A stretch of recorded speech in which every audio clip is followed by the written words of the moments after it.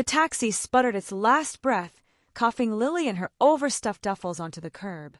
Sunny Meadow College rose before her, an expanse of brick and manicured lawns under a sky whose relentless azure felt like a taunt.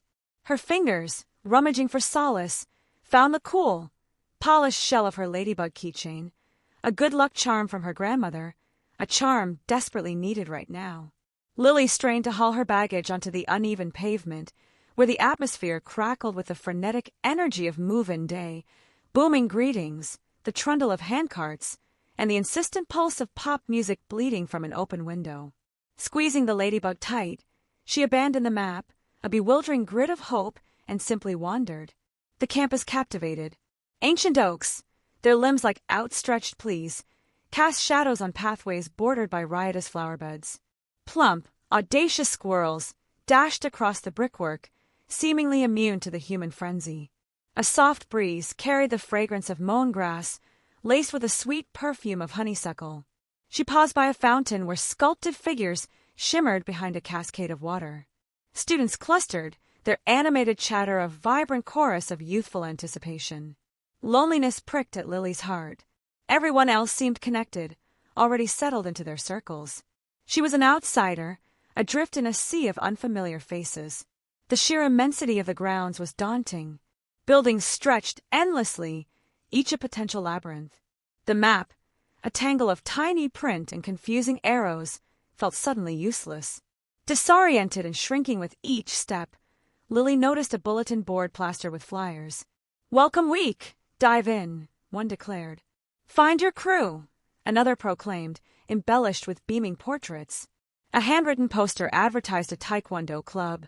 Her gaze lingered on the bold strokes. Perhaps. A group of lads ambled by, their laughter loud and intrusive. One of them bumped her, sending her reeling slightly. "Watch it, freshie," he sneered, offering no apology. His eyes lingered a beat too long, a spark of something unsettling within them. Lily straightened, her cheeks flushed. She mumbled an apology, more to defuse the tension than out of genuine contrition. They moved on, their guffaws fading behind them. She tightened her grip on the duffel strap, its weight suddenly magnified. The ladybug burrowed into her palm, a tiny point of calm.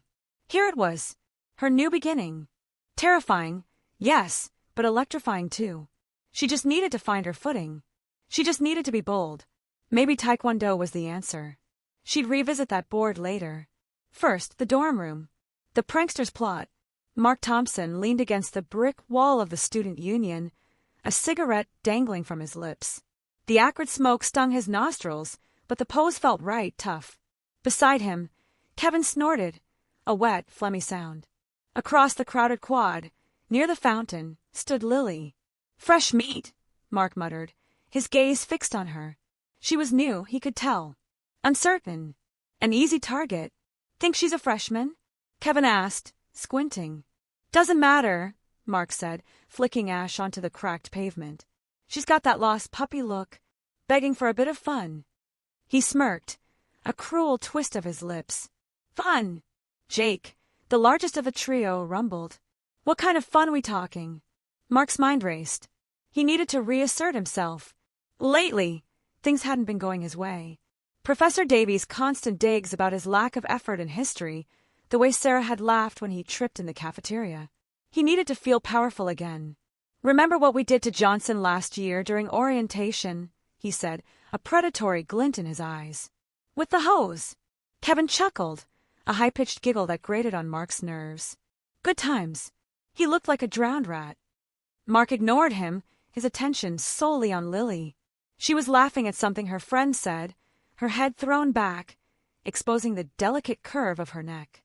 He pictured the humiliation on her face, the shock, the tears. A surge of dark satisfaction pulsed through him. "How about we give our little Miss Sunshine a bit of a lift?" Mark suggested, his voice low and conspiratorial. Jake frowned. "A lift? What, like carry her books?" "No, you moron," Mark snapped, his patience wearing thin. "I mean a lift. Her skirt, right in front of everyone." Kevin's eyes widened. "Dude, that's pretty harsh." Mark glared at him. "Harsh? It's a laugh. Lighten up, Kevin. Besides," he added, dropping his voice to a near whisper. She probably thinks she's too good for us. Needs to be brought down a peg. He knew it wasn't true, but the justification tasted sweet. It always did. He remembered freshman orientation last year. He'd spotted Emily, quiet and studious, engrossed in a book. He'd accidentally bumped into her, sending her books flying. The look of mortification on her face as everyone stared. He felt like a king. All right, Jake said, cracking his knuckles. I'm in. But what's the plan? Mark grinned, finally feeling in control again. Simple. Kevin, you accidentally spill your drink on her. Jake, you help clean it up. And me, I'll provide the entertainment. He took a final drag of his cigarette and tossed the butt to the ground, grinding it under his heel. Let's go make a memory. Spilled juice and rising tension. Lily navigated the crowded cafeteria with a tray laden with a mountain of surprisingly vibrant broccoli and a carton of apple juice.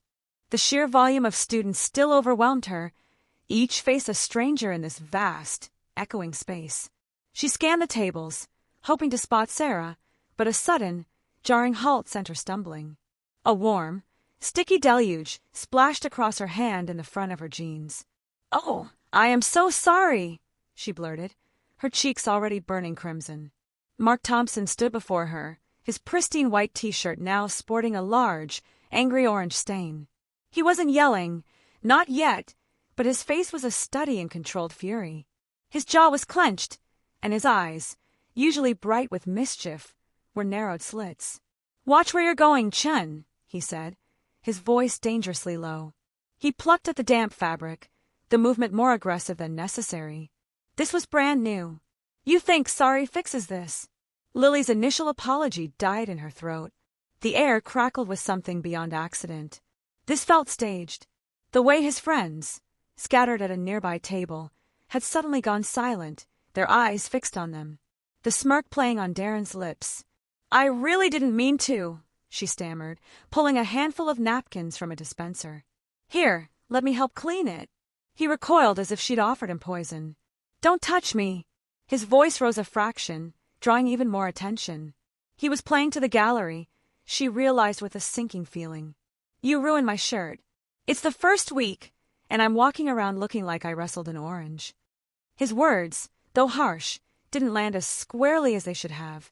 Lily felt a strange detachment, as if watching a scene unfold rather than participating in it. He wanted something. This wasn't just about the juice. So what do you want me to do? She asked, trying to keep her voice even. She refused to let him see her flustered. Mark's eyes gleamed, a predatory light flickering within them. He was enjoying this. An apology isn't enough, he said, his voice now dripping with false magnanimity. You embarrass me. You made me look like an idiot in front of everyone. You need to make it up to me. He paused, letting the silence hang heavy in the air. The faces around them were a mixture of curiosity and anticipation. Lily's stomach churned. She knew, with a chilling certainty, that whatever he was about to propose wouldn't be pleasant. I have an idea, he continued, a slow, deliberate smile spreading across his face. A little task that will ensure everyone understands the consequences of bumping into Mark Thompson. Consider it community service. He leaned in close, his breath ghosting across her ear. Meet me by the old oak tree tomorrow at noon. Wear something comfortable. Taekwondo flashback. His fingers grazed her jeans, triggering a frigid wave of dread. Lily flinched, retreating against the cool steel of the lockers, their surface a stark contrast to the flush creeping up her neck. Mark's grin stretched, a viper's expression. The drone of the corridor receded, overwhelmed by the frantic drumbeat in her chest. Then, another sound surfaced, the sharp whip crack of a GI, the solid thud of a foot striking a target. K-hop! The forceful timbre of her grandfather's voice echoed in her mind. She was a child again, in the dojang behind the house, the mingled sense of perspiration and oiled wood clinging to the air. Sunlight poured through the open windows, illuminating swirling dust. A lean, sinewy figure, her grandfather's eyes etched with both sternness and affection, adjusted her posture. Balance, Lily, not just in the body. Here, he tapped her sternum, and here, he touched her temple. He hadn't introduced her to Taekwondo as a pastime, but as a shield. He'd witnessed the world's injustices, its merciless side, and wanted her armed. He'd often said, "Respect is earned, not freely given, and you must respect yourself enough to defend it." She recalled the endless drills, the frustration when her kicks lacked impact, the quiet triumph upon finally shattering a practice board. More than the techniques themselves, she remembered his tenets: control, discipline, respect. Mark's grip tightened on her skirt, his touch presumptuous. The air thickened with his smug confidence. The fluorescent lights hummed, a jarring discord against the remembered cadence of her grandfather's guidance. Never initiate, Lilia, but never allow yourself to be a victim. His words resonated deep within her, a tide of strength washing over the fear. This wasn't some theoretical exercise in the dojang. This was tangible. This was immediate. His fingers tugged harder. The dread didn't vanish entirely, but it was eclipsed by a rising tide of anger, a focused, precise rage born from years of dedication and the memory of her grandfather's unwavering faith in her. Countless hours invested in perfecting stances, sharpening reflexes. Now, they were about to find their purpose. The first block, the air crackled with anticipation, thick and suffocating. Mark's sneer widened, a predatory glint in his eyes. He lunged. Lily flinched, a lifetime of ingrained politeness screaming at her to freeze. But something else, a spark ignited by weeks of quiet fury, flared to life. Instead of cowering, she moved.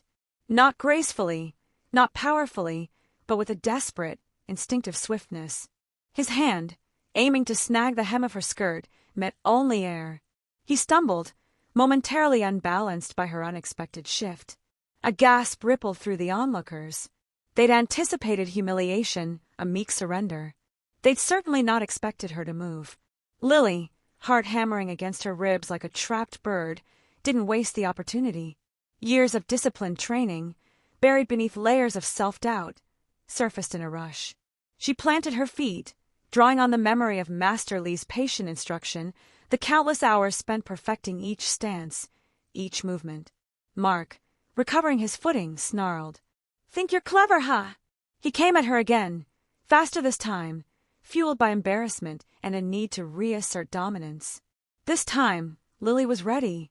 She inhaled sharply, focusing on the point of contact, the trajectory of his arm. Time seemed to slow, the world narrowing to this single, crucial moment. With a precise, economical motion, she executed a forearm block, deflecting his attack with a resounding thwack. The sound echoed in the suddenly silent courtyard. It wasn't just the noise, it was the certainty of it, the undeniable force behind the seemingly simple movement. Mark's arm stung. He looked at her, not with amusement now, but with a dawning, uncomfortable surprise. Lily stood firm, her posture no longer apologetic, no longer shrinking. The fear hadn't vanished entirely, but it was overshadowed by a surge of something else, confidence. The block hadn't just stopped Mark, it had stopped the years of ingrained timidity, the habit of making herself small. She could do this. She would do this. A low murmur spread through the crowd. Faces, previously alight with cruel amusement, now wore expressions of bewildered curiosity. Some even looked impressed. The dynamic had shifted. Lily Chun, the quiet, unassuming freshman, was no longer an easy target. Mark rubbed his arm, his face a mask of poorly concealed anger. "Lucky shot," he spat, but the conviction in his voice was gone. The victory, he realized, wouldn't be as effortless as he'd assumed. Spinning back kick. Mark's face was a roadmap of fury and humiliation. The flush crept up his neck, staining his ears crimson. He spat on the ground, the gesture more performative than necessary. "All right, Chun," he sneered, his voice tight. "Let's see how good you really are." He lowered his stance again, feigning a looseness that didn't fool anyone. His eyes were fixed on her waist, a predatory gleam in their depths. The air crackled with a different kind of tension now, a heavier, more threatening weight than before. He lunged. This time, there was no hesitation, no clumsy feint. He moved fast, fueled by rage and the need to salvage his reputation. He reached for her, hands outstretched, aiming to catch her off guard, to grab the hem of her skirt and yank. But Lily had been expecting it. The brief flash of uncertainty had vanished, replaced by a focused intensity. She pivoted on her left foot, the movement a blur of motion too fast for most to follow. Her right leg, tucked tight against her chest for a split second, exploded outwards in a spinning arc. The impact was sickeningly solid. The heel of her foot connected squarely with Mark's abdomen, just below his ribs. It wasn't a glancing blow. It was a full-bodied strike, years of training condensed into that single, devastating moment. Mark's breath whooshed out of him in a strangled gasp. His eyes widened in disbelief and pain. The momentum of the kick sent him stumbling backward, arms flailing uselessly as he tried to regain his balance. He tripped over his own feet, landing hard on his backside with a thud that echoed through the suddenly silent quad. A collective gasp rippled through the onlookers. Faces registered shock, surprise, and a dawning respect. The laughter had died in their throats, replaced by a stunned awe. No one had expected that. Mark lay sprawled on the grass, clutching his stomach, his face contorted in agony. The color had drained from his complexion, leaving him pale and clammy. He tried to speak, but only a choked wheeze escaped his lips. Lily stood her ground, her chest heaving slightly, but her posture firm and unwavering. The adrenaline coursed through her veins, leaving her sharp and alert.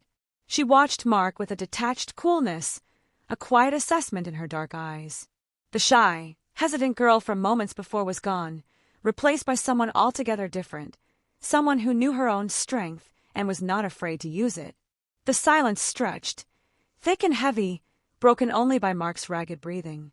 The weight of what had just happened settled upon the quad, a palpable shift in the atmosphere. The game was over, and everyone knew it. Professor Thompson's intervention. "Leave me alone, Mark."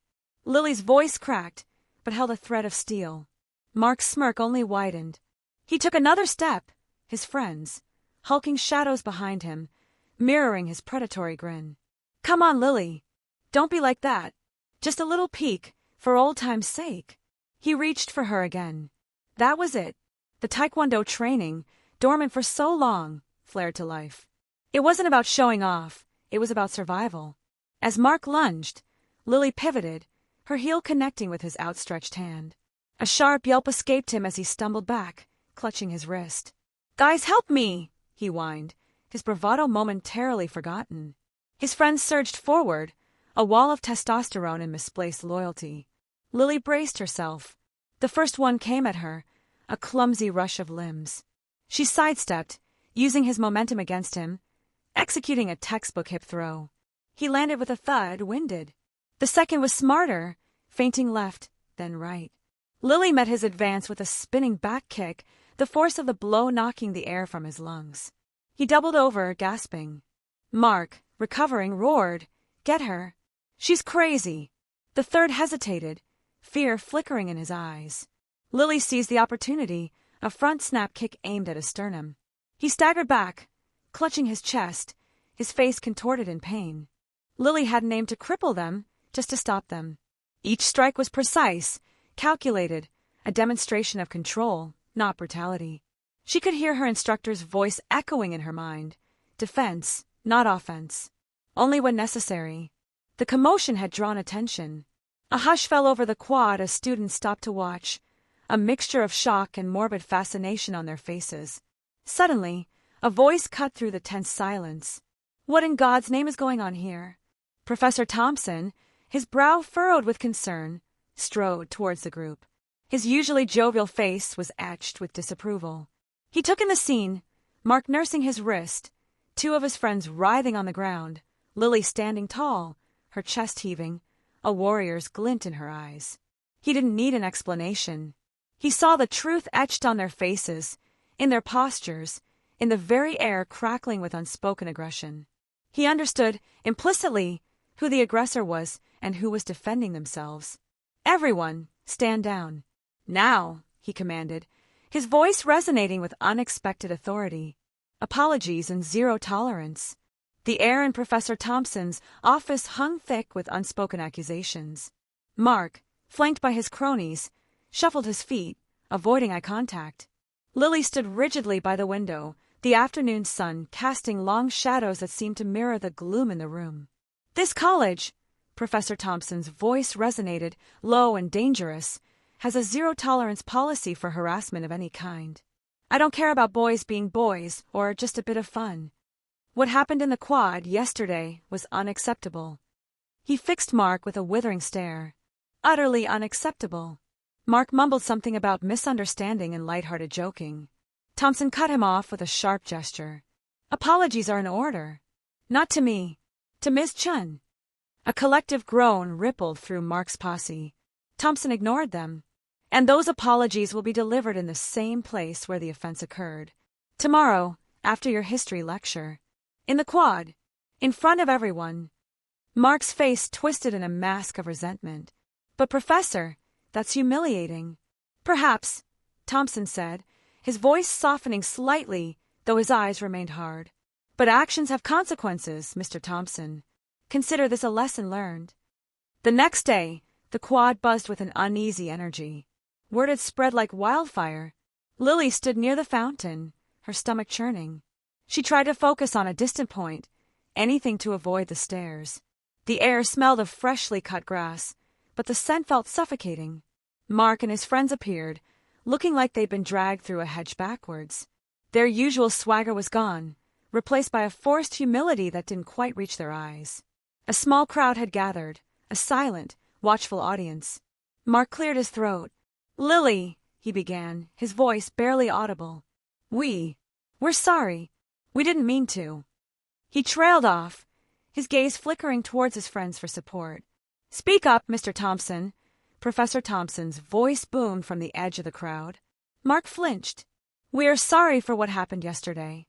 It was wrong, and it won't happen again. His friends echoed the sentiment, each apology sounding more hollow than the last. Lily looked at them, her expression unreadable. She saw the barely concealed anger in Mark's eyes, the forced remorse on his friends' faces. It wasn't sincere, but it was public. Thank you, she said quietly, her voice carrying surprisingly well across the quad. The knot in her stomach eased slightly. It wasn't a real apology, but it was a start, and everyone had witnessed it. As the crowd dispersed, a few students offered Lily tentative smiles.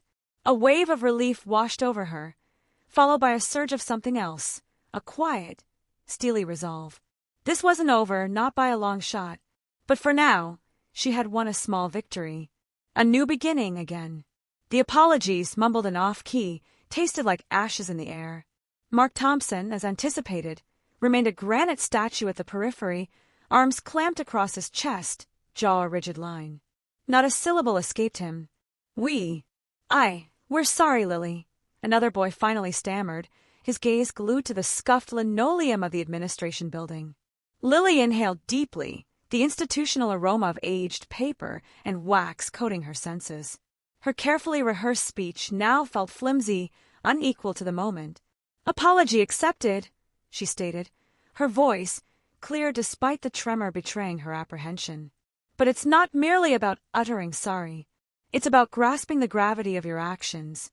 It's about valuing everyone without prejudice. It's about empathy. She locked eyes with Mark, a spark of defiance igniting within her. He recoiled, a nearly imperceptible twitch.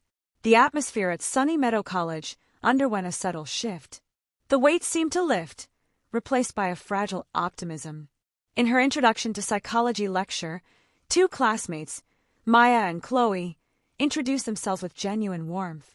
Maya, sporting vibrant pink hair and a contagious guffaw, and Chloe, reserved and observant, perpetually accompanied by her sketchbook. They'd heard about the incident, they confessed, and admired her fortitude. They proposed lunch. Amidst lackluster sandwiches and tepid coffee, Lily discovered herself laughing, a genuine, unburdened sound, the first in what felt like an age. They traversed topics both profound and trivial, demanding professors, impending assessments, the campus's infamous pizza. It was a welcome normalcy. It felt like acceptance. Later that week, back in the dojang, the crisp rustle of her GI and the rhythmic impact of her feet against the mat provided solace. Master Lee observed her with a knowing smile gracing his lips. You carry yourself with a different air, Lily, he rumbled, his voice a comforting bass. Indeed, she did. A newfound assuredness permeated her every movement, a strength residing far beyond mere physicality. She executed her roundhouse kicks, each blow precise and forceful, the air singing in response. She registered the pleasant ache in her thighs, the perspiration trailing down her spine, a welcome testament to her effort. When she shattered the practice board with a singular, resounding crack, a chorus of cheers erupted from her fellow students. They surrounded her, offering encouragement and praise. Even Master Lee appeared impressed, a rare acknowledgement. That evening, Lily strolled back to her dorm beneath a canopy of stars. The air possessed a refreshing bite, imbued with the fragrance of pine from the adjacent woods. Sunny Meadow College no longer felt so overwhelming. It felt like fertile ground for growth, a sanctuary for learning, a place where she could shed her inhibitions. A fresh start, yet again. And this time, it resonated with a sense of rightness. Except for the persistent unease that she hadn't witnessed the last of Mark Thompson.